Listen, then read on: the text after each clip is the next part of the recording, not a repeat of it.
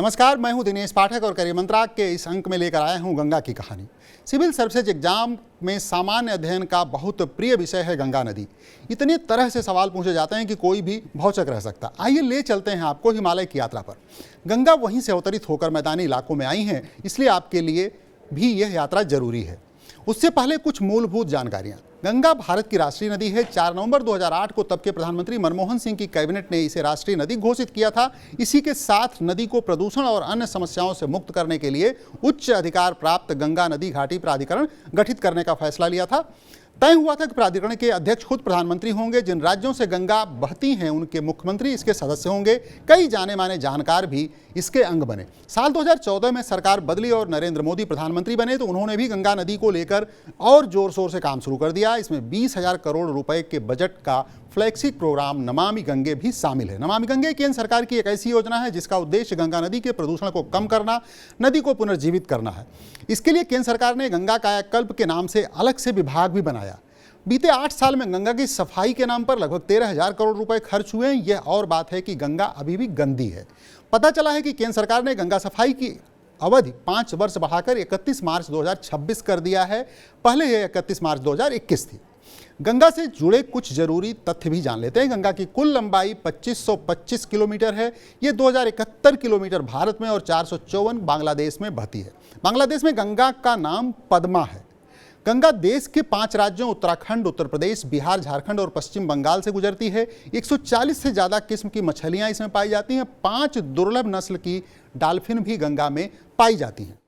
माफ़ी चाहूँगा, हिमालय की यात्रा के लिए आमंत्रित किया और सरकारी कहानी सुनाने लगा, लेकिन यह भी जरूरी था। अगर कोई सपाट सवाल पूछे तो गंगा का उद्गम स्थल लोग गोमुख ही कहते हैं। गोमुख मौजूदा समय में उत्तराखंड राज्य के उत्तरकाशी जिले में गंगोत्री से 18 किलोमीटर आगे और समुद्र तल से 13,200 फुट हिमालय की गोद में है। भागीरथी नदी का उद्गम स्थल गोमुख है। धार्मिक मान्यताओं के हिसाब से भागीरथी को गंगा के रूप में मान्यता मिली और हम उसी को सच मान बैठे। भागीरथी में मिलने वाली प्रमुख नदियां गंगोत्री में केदार गंगा और रुद्र गंगा हैं। भैरव घाटी के पास जाड़ गंगा या जानवी गंगा का संगम है। हरसिल में जालंधरी नदी और कंकड़ गंगा मिलती हैं। डबराड़ी के पास सोनगाड़, भटवाड़ी के पास स्वारीगाड़ और पिलंगाड़ का संगम है। गंगोरी के पास असी गंगा और भागीरथी का संगम है। असी गंगा का उद्गम स्थल डोडीताल है। उत्तरकाशी मुख्य बाजार के पास इंद्रावती नदी और वारुणी गंगा मिलती हैं। इसी तरह ये सभी नदियां भागीरथी का साथ लेते हुए टिहरी झील में समा जाती हैं। टिहरी झील में एक और नदी भिलंगना भी आती है। टिहरी झील से निकलकर सिर्फ भागीरथी आगे देवप्रयाग की ओर बढ़ती है। उधर चमोली जिले में बद्रीनाथ से करीब 20-22 किलोमीटर आगे अलकापुरी बांक से अलकनंदा नदी निकलती है। शास्त्रों में अलकनंदा को विष्णुपदी भी कहा गया है। अलकनंदा नदी और धौली नदी का मिलन विष्णु प्रयाग में होता है। इसे प्रथम प्रयाग भी कहा जाता है। नंद प्रयाग में नंदाकिनी नदी आकर अलकनंदा में मिलती है। यह दूसरा प्रयाग है। कर्णप्रयाग में अलकनंदा और पिंडर का मिलन होता है और यह तीसरा प्रयाग है।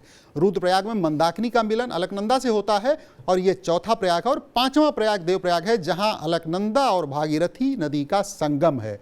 और देवप्रयाग से ही गंगा नदी का नामकरण हुआ है, इसका उद्भव हुआ है। यहाँ से ऋषिकेश, हरिद्वार होते हुए गंगा मैदानी इलाकों में बहते हुए यमुना समेत अनेक छोटी बड़ी नदियों को अपने साथ समाहित करते हुए बंगाल की खाड़ी में गिर जाती है। इसलिए कहा जाता है कि गंगा के किनारे अनेक संस्कृतियाँ बसती हैं। गंगा हमारे आपके जीवन से जुड़ी है। गंगा हमारी अनेक ज़रूरतें पूरी करती है। गंगा खेतों की सिंचाई करती है तो अपनी गोद में अनेक फल एवं सब्जियाँ उगाने का मौका देती है। शायद इसीलिए भी हम हिंदुस्तानी गंगा को माँ के रूप में देखते हैं और पूजते हैं। मैं समझता हूँ कि मान्यताओं से इतर स्पष्ट है कि भागीरथी का उद्गम स्थल गोमुख है। गंगा का उद्भव अलकनंदा और भागीरथी के संगम के बाद देवप्रयाग से हुआ है। उम्मीद करता हूँ कि एपिसोड आपके काम का रहा होगा, उपयोगी रहा होगा। इस अंक में बस इतना ही। फिर मिलेंगे किसी और मुद्दे के साथ। नमस्कार।